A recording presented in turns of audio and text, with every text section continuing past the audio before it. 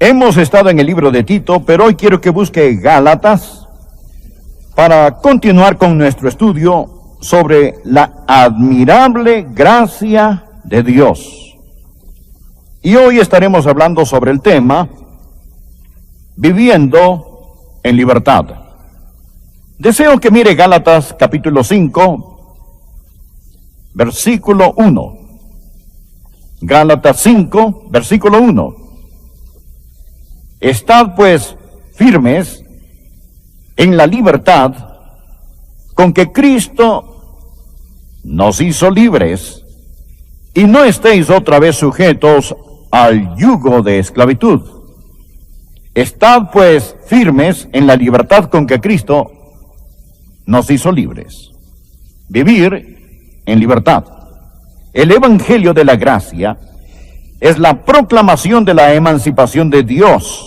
Nos gusta cantar: Él anula el poder, cancela el pecado. Él pone en libertad al pecador. Y la Biblia dice: si el Hijo os libertare, seréis verdaderamente libres. Hay muchas personas que se creen libres, pero no son verdaderamente libres. Alguien dijo: no es verdaderamente libre aquel que arrastra sus cadenas con él. Deseo que realmente vea cuán grande es la gracia de Dios y la libertad que la gracia de Dios da. Recuerde esto acerca de Satanás. Satanás no quiere muertos, él quiere conversos. Y él quiere tomar a esos conversos y hacerlos sus esclavos. Y estas personas que son los esclavos de Satanás y sirvientes son los que, irónicamente, estos esclavos de Satanás presumen de su libertad. Presumen, por ejemplo, sobre la libertad reproductiva, lo que significa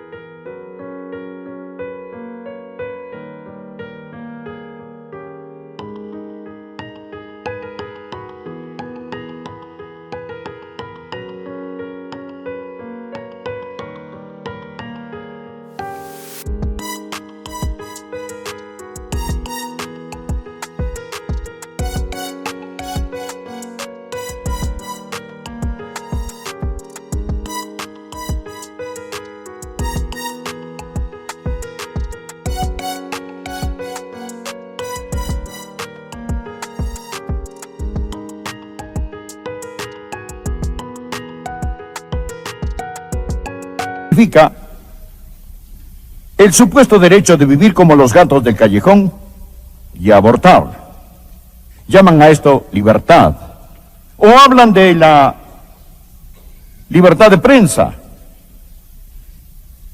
que significa imprimir literatura diabólica.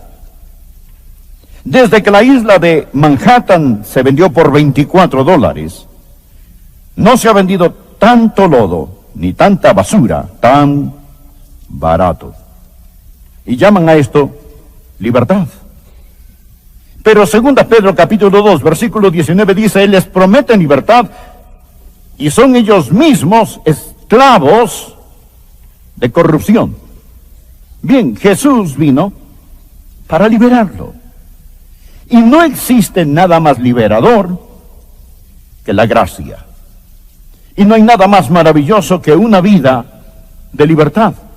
Comencé al final de Gálatas, pero ahora quiero que retrocedan al primer capítulo de Gálatas. Gálatas 5, versículo 1 es un resumen de todo lo que hemos visto. Regresemos a Gálatas capítulo 1. Y lo primero que deseo que usted note es esto. Quiero que vea las dimensiones de una vida de libertad. Las dimensiones de una vida de libertad. ¿De qué somos libres? En primer lugar, por la gracia de Dios, usted es liberado de la esclavitud del legalismo, y no hay mayor esclavitud que la esclavitud del legalismo. En el capítulo 1, versículo 6, el apóstol Pablo dijo: Estoy maravillado de que tan pronto os hayáis alejado del que os llamó por la gracia de Cristo. Subraye esa frase. la gracia de Cristo, para seguir un evangelio diferente. No hay otro, sino que hay algunos que os perturban y quieren pervertir el evangelio de Cristo. Mas si aún nosotros, o un ángel del cielo, os anunciare otro evangelio diferente del que os hemos anunciado, sea anatema. Como antes hemos dicho, también ahora lo repito. Si alguno os predica diferente evangelio del que habéis recibido, sea anatema. Pues busco ahora el favor de los hombres o el de Dios, o trato de agradar a los hombres. Pues si todavía agradara a los hombres, no sería siervo de Cristo.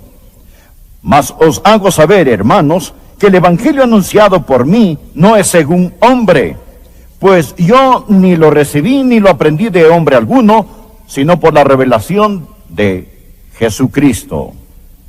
Muy bien, primeramente somos libres del yugo del legalismo. Mire, por favor, los versículos 6 y 7 nuevamente. Estoy maravillado de que tan pronto os hayáis alejado del que os llamó por la gracia de Cristo para seguir un evangelio diferente. El primer peligro es que la gente abandona el evangelio. Ellos pronto lo dejan. Me asombra cómo algunas personas pueden ser desviadas tan fácilmente del verdadero evangelio de nuestro Señor y Salvador Jesucristo. Y después de haberse alejado del evangelio, lo pervirtieron. Versículo 7. No hay otro, sino que hay algunos que os perturban y quieren pervertir el evangelio de Cristo. Aprende esto acerca del diablo. El diablo quiere que usted abandone el evangelio, y la táctica o la artimaña que el diablo utiliza para que usted lo deje es pervertir el evangelio. Esto es lo que tratan los versículos 6 y 7, alejándose y pervirtiendo el evangelio de Jesucristo. Ahora, el diablo no niega el evangelio, él pervierte el evangelio. No hay casi nadie en el cristianismo que diría, yo no creo en el evangelio o yo no predico el evangelio. Todos dicen que predican el evangelio, pero es un evangelio pervertido. Porque el diablo sabe que si él puede conseguir que esté satisfecho con la perversión del evangelio, aceptará un evangelio pervertido y acabará con una salvación sintética, no con la verdadera salvación. Y Pablo está diciendo aquí, estoy 100% contra esos que se alejan y esos que pervierten el evangelio. Bien, ¿qué es el evangelio de Cristo? ¿Qué es el evangelio de la gracia? ¿Qué es la gracia de Dios? La salvación es recibir a Cristo, es creer en Cristo. Cree en el Señor Jesucristo y tú serás salvo. Usted dirá, por supuesto que Jesús fue uno de los más grandes líderes religiosos. No. Jesús es el Hijo unigénito de Dios y el único camino para llegar al cielo. ¿Le ofende a usted esto? Bien, oféndase. Oféndase. Si Jesucristo no es el único camino, Él no es ninguno de los caminos. Porque Él pasa a ser un mentiroso y un impostor. Jesús fue el que dijo, yo soy el camino, la verdad y la vida. Nadie viene al Padre sino por mí. El apóstol dijo, y en ningún otro hay salvación porque no hay otro nombre debajo del cielo dado a los hombres en que podamos ser salvos. ¿Qué es el evangelio? Es sobrenatural en su origen. Es sobrenatural en su operación. Es sobrenatural en su objeto. Es el evangelio de Jesucristo. Y cuando aprenda esto, amigo, esto le liberará del legalismo, del tratar de salvarse por ser bueno. David Simmons escribió un libro titulado La trampa del desempeño. Por favor, tome un momento para que lea Gálatas 4, versículo 7, y después deseo contarle lo que David Simmons dijo. Así que ya no eres esclavo, sino hijo.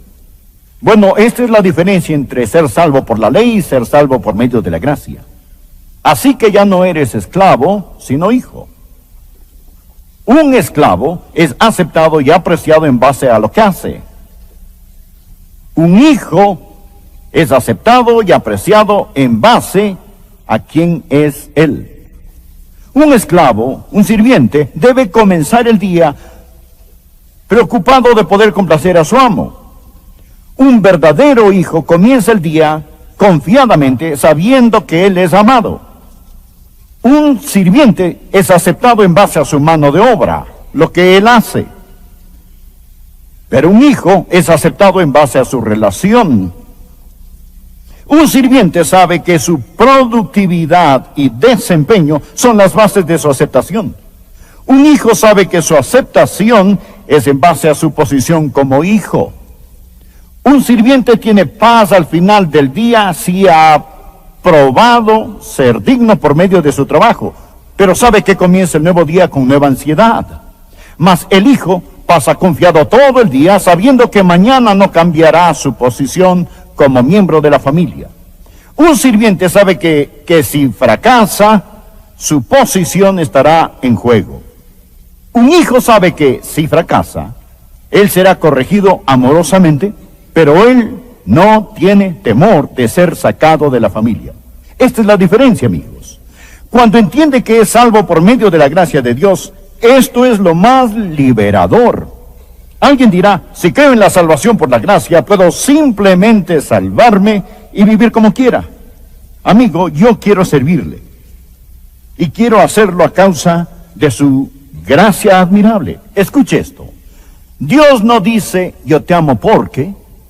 Dios no dice, yo te amo cuándo. Dios no dice, yo te amo desde qué. Dios no dice, yo te amo si. Dios simplemente dice, yo te amo. Su amor es incondicional. Esto es gracia. Si Dios nos pusiera algunas condiciones, si hubiera algo en nosotros que ocasionara que Dios nos ame, esto haría que su amor fuera condicional. Pero lo contrario sería cierto. Si Dios me ama por mi dulzura, mi bondad, porque soy adorable, esto significaría que si yo no soy dulce, ni soy bueno, ni soy adorable, entonces Dios no me amaría. Y esta carencia de amor hacia mí sería un fracaso de mi parte. Escuche esto. El amor de Dios es incondicional. Ahora, su amor fluye de su naturaleza. Es su acción hacia nosotros, no su reacción hacia nosotros. Es su acción hacia nosotros, no su reacción hacia nosotros. ¿Tiene esto sentido para usted? Dios nos ama, es su naturaleza. Lo he dicho muchas veces, Dios no nos ama porque somos valiosos. Somos valiosos porque Dios nos ama. Dios no nos cambia para poder amarnos. Él nos ama para poder cambiarnos. Ante todo necesitamos ser salvos del legalismo, liberados de la esclavitud del legalismo. Número 2, necesitamos ser liberados de la esclavitud de la crítica. Note ahora en Gálatas capítulo 2, versículos 4 y 5. Bueno, regresemos al versículo 3. Mas ni aun Tito, que estaba conmigo, con todo y ser griego, fue obligado a circuncidarse. Bien, hemos estudiado el libro de Tito en varios mensajes. Pablo usa a Tito como un trofeo de gracia. Tito era un gentil y estaba tratando de hacer que él guarde las leyes judías. Escucha, amigo, si usted no tiene cuidado, se va a encontrar con alguien y esta persona puede estar en la iglesia y ella le va a poner bajo esclavitud. Note lo que dice el versículo 4. Y esto a pesar de los falsos hermanos. Falsos hermanos, esto significa gente en la iglesia. Phillips traduce esto, cristianos tramadores. Hay mucha gente que es legalista y no soporta cuando usted es salvo por medio de la gracia. No puede soportarlo, quiero decir, y les molesta. Ellos salen a examinarlo, a criticarlo, hacen su pequeña lista. No estoy hablando de los justos y santos mandamientos de Dios. Hablo de sus superficiales preferencias hechas por los hombres. Ellos le dirán, me ofende cuando usted hace eso. No debemos ofender a los hermanos más débiles. Pero hay algunos hermanos débiles profesionales de los que debemos cuidarnos. Hermanos débiles profesionales, ¿saben lo que estoy hablando? Los hermanos débiles profesionales tienen su lista de cosas que ellos creen que son buenas o malas. Usted va a alguna conferencia en algún lado, va a algún seminario y sale con su pequeña lista y al regresar examinan, censuran a todos los otros con esta. Amigo, no lo haga y no deje que alguien lo haga a usted. Ahora, nunca hiera la conciencia de un hermano más débil. Pero si ese hermano es un hermano débil profesional, él está enfermo y usted no puede enfermarse para sanarlo a él. Es su problema para empezar. Pero si le permite que lo atrape en su sujeción, este llega a ser su problema. Pablo dijo, yo no di espacio a este grupo, ni una hora. No lo hice. La gracia de Dios lo libera del legalismo, libre de la ley. ¡Oh, qué feliz condición! Y la gracia de Dios lo libera a usted de la crítica. Amigo, cuando sabe que está en paz con Dios, no tiene que preocuparse.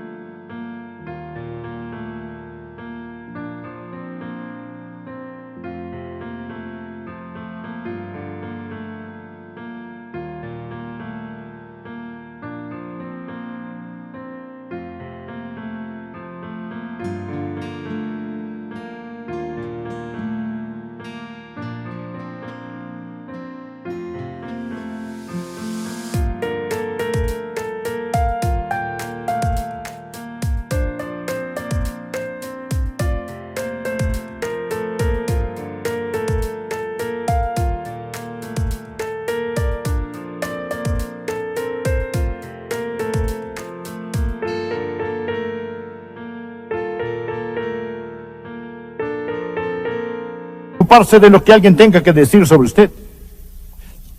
La gracia lo libera. Usted es libre del legalismo. Usted es libre de la crítica. Usted es libre del fatalismo. Usted es libre en el Señor Jesús. Esta es la razón por la cual, Gálatas, no estéis otra vez sujetos al yugo de la esclavitud. Bien.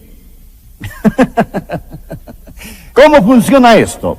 Quiero decir, ¿cómo funciona esto en la vida real? Bien, todo está en la cruz. Lee el capítulo 2, versículo 20. Prepárese para una bendición. Mírelo. Así es como funciona el Evangelio. Con Cristo estoy juntamente crucificado, y ya no vivo yo, mas vive Cristo en mí. Y lo que ahora vivo en la carne, lo vivo en la fe del Hijo de Dios, el cual me amó y se entregó a sí mismo por mí. No desecho la gracia de Dios. Muchos de nosotros hemos desechado la gracia de Dios. Esta es una frase tan obvia. No desecho la gracia de Dios. Pues si por la ley fuese la justicia, entonces por demás murió Cristo. Esto significa que si pudiera salvarse por ser bueno, el Calvario fue una equivocación. Pues si por la ley fuese la justicia, entonces por demás murió Cristo. Continuemos con capítulo 3, versículo 1. Oh Gálatas insensatos, ¿quién os fascinó para no obedecer a la verdad? A vosotros, ante cuyos ojos Jesucristo fue ya presentado claramente entre vosotros como crucificado. Lo que él está diciendo es que alguien los ha engañado, alguien los hechizó, alguien consiguió que quitaran sus ojos de la cruz y los pusieran en otra cosa. Todo está en la cruz. Permítame decirle cómo funciona la gracia de Dios. ¿Qué es la vida cristiana? Primero, es una vida crucificada. Con Cristo estoy juntamente crucificado. ¿Lo ven en el versículo 20? Está hablando de usted, está hablando de mí. Cuando Jesucristo murió por mí, Él murió como mi sustituto, y cuando Él murió por mí, yo morí con Él. Ahora anote esto grande, simple y claro. Él no solo murió por sus pecados, para quitar sus pecados. Él murió para salvarlo a usted. A usted. El problema no es lo que hace, el problema es quién es usted. Con Cristo estoy juntamente crucificado. Yo soy el que merecía morir. Soy el que clavaron sobre esa cruz. Usted dirá, pensé que fue a Jesús. Sí, fui yo. Porque Él murió por mí. Y morí con Él. Y su muerte llevaba mi nombre sobre ella. Y cuando Él pagó, mi deuda quedó cancelada. Ve usted que estoy crucificado con Cristo. Él murió por mí. Está consumado. Por lo tanto, si un hombre es condenado por un crimen y lo sientan en la silla eléctrica conectando el interruptor, y al examinarlo el forense dice está muerto, nunca lo ejecutarán otra vez. Si lo ven caminando por la calle, ni modo. No es su problema el cómo regresó a la vida. Él pagó su deuda totalmente. Él estaba muerto, lo pronunciaron muerto, él no puede ser ejecutado dos veces. Este es el primer punto. Esta vida es una vida crucificada. Espere un minuto. Es una vida intercambiada. Léalo. Con Cristo estoy juntamente crucificado y yo ya no vivo, mas vive Cristo en mí. Bien. Yo morí con Él y resucité con Él. Usted mira a un hombre resucitar mi nombre, pero no estoy con Él en la sepultura, porque Él tiene una vida que la sepultura no puede sujetar, y esa vida es mía. He resucitado con el Señor Jesucristo. Jan Thomas, el gran predicador, un querido hombre de Dios y amigo personal, Mayor Jan Thomas, tiene una de las mejores ilustraciones. Él habla de Moisés cuando al salir al desierto, él vio aquella zarza que ardía. ¿Recuerda la historia? Había una zarza que ardía con fuego en el desierto.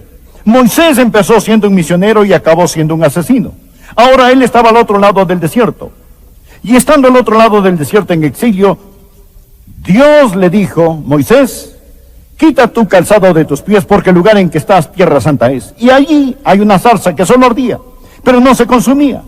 Jan Thomas se imagina a Moisés mirando a la zarza que ardía, diciendo: oh, miren esto, qué zarza más asombrosa. Pero yo traté de arder para Dios y me quemé en 24 horas y desde entonces he sido un montón de cenizas. Y hay una zarza que simplemente sigue ardiendo. ¿Qué zarza tan maravillosa es esta? Y luego el Mayor Thomas se imagina a Dios diciendo a Moisés: Moisés, ¿no es la zarza? Moisés, ¿ves tú aquella otra zarza allá? Yo podría hacer lo mismo con aquella zarza, o con aquella zarza, o aquella zarza, o aquella zarza, o aquella zarza, o aquella zarza, o con aquella, o con esta. No es la zarza, es Dios en la zarza. Cualquier zarza vieja servirá. ¿No es fantástico? Cualquier zarza vieja servirá. No es la zarza. O a veces miramos a personas y decimos: oh, qué maravilloso cristiano. No es maravilloso como Dios lo utiliza. No es maravilloso como Dios la utiliza. No es él, no es ella. Es la gracia de Dios. Con Cristo estoy juntamente crucificado y ya no vivo yo, mas vive Cristo en mí. Es Dios en la zarza. Y amigo, esta es la gracia de Dios. Y esto es la libertad del legalismo y del criticismo y del fatalismo. Si el Hijo os libertare, seréis verdaderamente libres. Amén. Oremos. Padre, gracias por tu palabra. Y cuán dulce es, y cuán preciosa es.